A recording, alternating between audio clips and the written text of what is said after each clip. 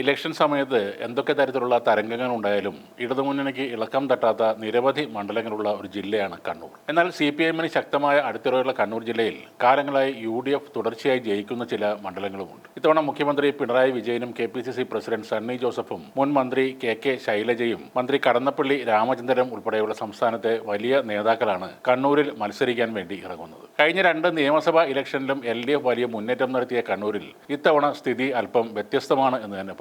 പതിവില്ലാതെ പൊട്ടിപ്പുറപ്പെട്ട ചില അപസ്വരങ്ങളും മുതിർന്ന നേതാക്കളുടെ വിമത ഭീഷണികളും ജില്ലയിൽ LDF-ന് ഇത്തവണ തലവേദന സൃഷ്ടിക്കുന്നുണ്ട്. ഈ വിമത സ്വരങ്ങൾ മുതലെടുത്ത് ഇടതുകോട്ടകൾ തകർക്കാമെന്ന കണക്കുകൂട്ടലിലാണ് ഇപ്പോൾ UDF ഉള്ളത്. എന്നാൽ ഇത്തവണ KPCC പ്രസിഡന്റിനെ ഉൾപ്പെടെ പരാജയപ്പെടുത്തി കരുത്ത് തെളിയിക്കും എന്ന ആത്മവിശ്വാസമാണ് ഇടതുമുന്നണിക്കുള്ളത്. CPM വിമത ഭീഷണികൾ നേരിടുമ്പോൾ കണ്ണൂരിലെ കോൺഗ്രസിന്റെ എല്ലാമായ K സുധാകരൻ ഉയർത്തിയ കലാപത്തിന്റെ അലകൾ UDF-നെ ഇപ്പോഴും വേട്ടയാടുകയാണ്. കഴിഞ്ഞ നിയമസഭാ തെരഞ്ഞെടുപ്പിൽ 11-ൽ 9 സീറ്റുകൾ നേടിയാണ് LDF ഇവിടെ ആധിപത്യം പുലർത്തിയത്. ഇരിക്കൂർ, പേരാവൂർ എന്നീ മണ്ഡലങ്ങൾ UDF നിലനിർത്തിയപ്പോൾ മുസ്ലിം ലീഗ് നേതാവ് KM ഷാജി മത്സരിച്ച അഴീക്കോട് LDF പിടിച്ചെടുക്കുകയായിരുന്നു. മട്ടന്നൂരിൽ നിന്ന് 60,000-ലധികം വോട്ടുകളുടെ ഭൂരിപക്ഷത്തിലാണ് മുൻ മന്ത്രി KK ശൈലജ വിജയിച്ചത്. കേരള നിയമസഭാ ഇലക്ഷൻ ചരിത്രത്തിലെ റെക്കോർഡ് ഭൂരിപക്ഷമായിരുന്നു ഇത്. അതേപോലെ 50,000-ലധികം ഭൂരിപക്ഷം നേടിയാണ് മുഖ്യമന്ത്രി പിണറായി വിജയനും ധർമ്മടത്ത് നിന്നും വിജയിച്ചത്. എന്നാൽ 2024-ൽ നടന്ന പാർലമെന്റ് ഇലക്ഷനിൽ ചിത്രം മാറി. കണ്ണൂർ, വടകര, കാസർഗോഡ് ലോക്സഭാ മണ്ഡലങ്ങളുടെ പരിധിയിലാണ് ഈ ജില്ലയിലെ മണ്ഡലങ്ങൾ ഉള്ളത്. 3 മണ്ഡലങ്ങളിലും UDF സീറ്റുകൾ നിലനിർത്തുകയായിരുന്നു. കണ്ണൂർ ലോക്സഭാ മണ്ഡലത്തിൽ 1 ലക്ഷത്തിന് മുകളിൽ വോട്ടുകളുടെ ഭൂരിപക്ഷത്തിലാണ് K സുധാകരൻ MV ജയരാജനെ പരാജയപ്പെടുത്തിയത്. വടകരയിൽ ഷാഫി പറമ്പിലും കാസർഗോഡ് രാജ്മോഹൻ ഉണ്ണിത്താനും വലിയ വിജയം നേടി.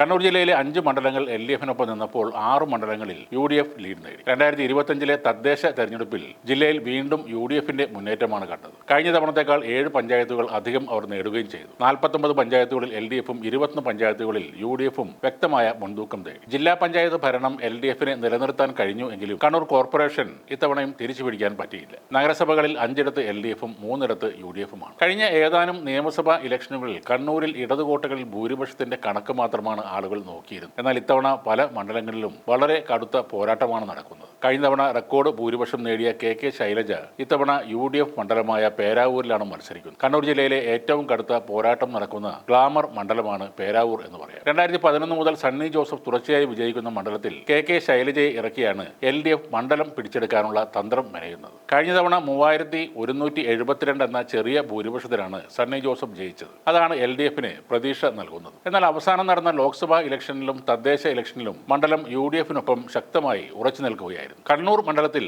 LDF-നായി ഇത്തവണയും മന്ത്രി കടന്നപ്പള്ളി രാമചന്ദ്രനാണ് മത്സരിക്കുന്നത്. UDF-നായി മുൻ മേയർ TO മോഹനും NDA-ക്കായി C രഘുനാഥും മത്സരിക്കുന്നു. കഴിഞ്ഞ 2 തവണയും നേരിയ ഭൂരിപക്ഷത്തിലാണ് LDF ഇവിടെ ജയിച്ചത്. എന്നാൽ ലോക്സഭാ തദ്ദേശ ഇലക്ഷനുകളിൽ UDF ഇവിടെ വലിയ മുന്നേറ്റം തന്നെ നടത്തിയിരുന്നു. ആ കണക്കുകളാണ് UDF-നെ പിന്തുണക്കുന്നത്. പയ്യന്നൂർ എന്നത് ഇടതിന്റെ ചെങ്കോട്ടയാണ്. എന്നാൽ ധനരാജ് രക്തസാക്ഷി ഫണ്ടിൽ തിരിമറി നടത്തി എന്ന ഗുരുതര ആരോപണം ഉയർത്തിയ CPM മുൻ ഏരിയ സെക്രട്ടറി V കുഞ്ഞികൃഷ്ണൻ ഇപ്പോൾ UDF പിന്തുണയോടെ മത്സരിക്കുകയാണ്. സിറ്റിംഗ് MLA TI മധുസൂദനൻ തന്നെയാണ് LDF-നായി രംഗത്തിറങ്ങുന്നത്. അതേപോലെ MV ഗോവിന്ദന്റെ ഭാര്യ PK ശ്യാമളയെ സ്ഥാനാർത്ഥിയാക്കിയതിൽ പ്രതിഷേധിച്ച CPM മുൻ ജില്ലാ സെക്രട്ടറി നഗം TK ഗോവിന്ദനാണ് തളിപ്പറമ്പ് മണ്ഡലത്തിൽ UDF-ന്റെ പിന്തുണയോടെ മത്സരിക്കുന്നത്. കഴിഞ്ഞ 2 ലോക്സഭാ ഇലക്ഷനിലും തളിപ്പറമ്പിൽ K സുധാകരൻ ലീഡ് നേടിയത് CPM-ന് വലിയ ക്ഷീണവുമായിരുന്നു. ശൈലജ ടീച്ചർ മാറിയപ്പോൾ മട്ടന്നൂരിൽ DYFI സംസ്ഥാന സെക്രട്ടറി VK സനോജാണ് LDF-നായി രംഗത്തിറങ്ങിയത്. അതേപോലെ തലശ്ശേരിയിൽ കാരായി രാജന്റെ സ്ഥാനാർത്ഥിത്വവും കുറച്ച് വിവാദങ്ങൾക്ക് വഴിവെച്ചിട്ടുണ്ട്. തളിപ്പറമ്പിലെയും പയ്യന്നൂരിലെയും സാഹചര്യങ്ങൾ CPM-ന് ആശങ്ക ഉണ്ടാക്കുമ്പോൾ K സുധാകരൻ ഉയർത്തിയ പ്രശ്നങ്ങൾ തിരിച്ചടിയാകുമോ എന്ന ഭയം കോൺഗ്രസിനുമുണ്ട്.